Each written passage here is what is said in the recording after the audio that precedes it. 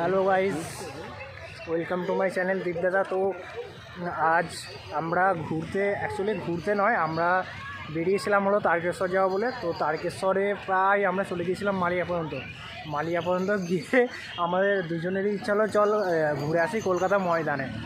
তো আমরা এখন ময়দানে চলে এসেছি। আমরা বেরিয়েছিলাম প্রায় বাড়ি থেকে 11টা সাড়ে 11টা নাগাদ।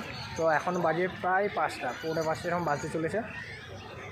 ঘুরতে চলে এসেছি ময়দান। খুব ভালোই লাগছে আজকে রবিবার, যেহেতু ভিড় আছে চারদিকে, সবাই বসে আড্ডা দিচ্ছে, মজা করছে। এদিকে প্রি ওয়েডিং শ্যুটও দেখছি। সুব্রত, কেমন লাগছে তোর বল ময়দানে এসে? কিছু বলার নেই, কিছু বলার নেই না, কিছু বলতে হবে।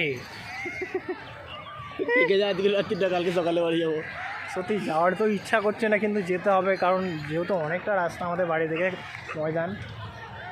পিছনে ক্রিকেট খেলা হচ্ছে, আর ওই যে আমাদের পিছনে ভিক্টোরিয়া, খুব সুন্দর লাগছে।